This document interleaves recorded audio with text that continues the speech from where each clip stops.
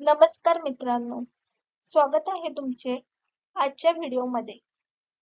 आजच्या व्हिडिओमध्ये आपण पाहणार आहोत तोंड, दात आणि दातांचे रोग यावर घरगुती उपाय. तोंडात छाले झाल्यास ज्येष्ठ मधाची काडी चघळावी. कथ्याबरोबर पेरूची पाने चावल्याने छाले बरे होतात.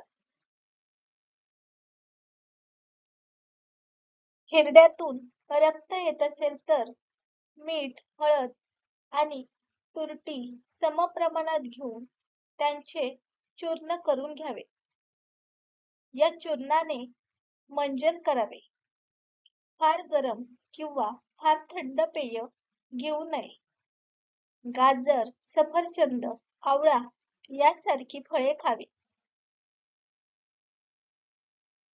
दात हलत असतील तर तिळाच्या तेलात काळे मीठ वाटून हिरड्यांवर चोळल्याने दात हलायचे बंद होतात. दात दुखल्यास थोडासा कापूर दुखणाऱ्या दाताखाली ठेवून दाबावे. दाढेत खड्डा असेल तर त्यात भरून द्यावे. यामुळे वेदना बंद होतील. दातदुखी असल्यास कच्च्या पपईचे दूध, थोडेसे हिंग आणि कापूर मिसळून कापसाच्या बोळ्याने दुखऱ्या दातात ठेवून दाबावे.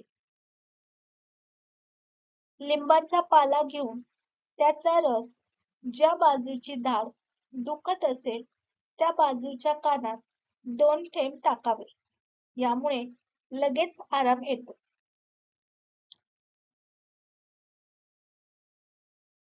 आंब्याच्या कोईच्या गराचे बारीक चूर्ण करून त्याचे मंजन केल्याने पायरिया बरा होतो.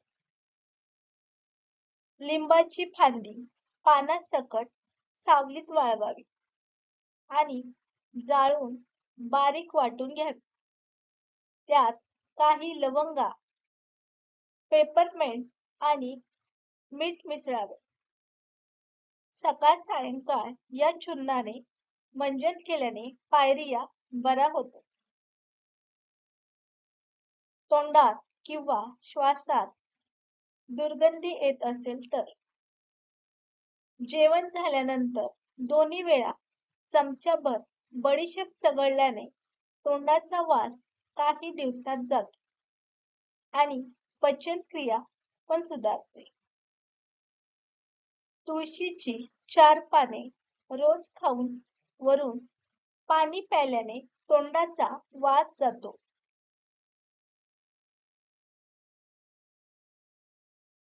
एक ग्लास पाण्यात 1 लिंबू पिळून त्या पाण्याने रोज सकाळी चुळा भरल्यास तोंडाची दुर्गंधी नाहीशी होते.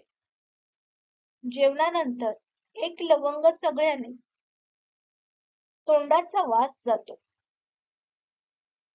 डाळिंबाच्या सालेचे चूर्ण 4 ग्रॅम घेऊन फक्की मारावी व पाणी प्यावे.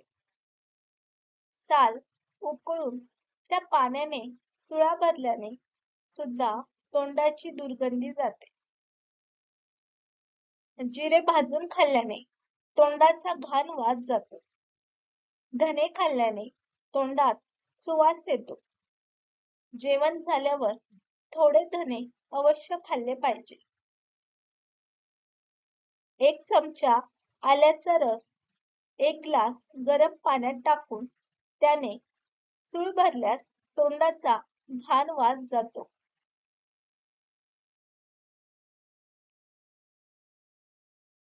तोंडातली चव जाणे 1 लिंबू कापून त्याच्या अर्ध्या फोडी 2 चिमूट काळे मीठ व मिरपूड शिंपडून लिंबाला आगीत थोडे गरम करावे. नंतर तो लिंबू चोखल्याने जिभेचा कडवटपणा जाऊन जिभेला चव येते व अपचन आणि गॅसेस पण बरे होतात. तोंडात कडवटपणा असल्यास डाळिंबाची साल पाण्यात उकळावी व त्यात थोडी बडीशेप टाकून याने सुळा भराव्यात.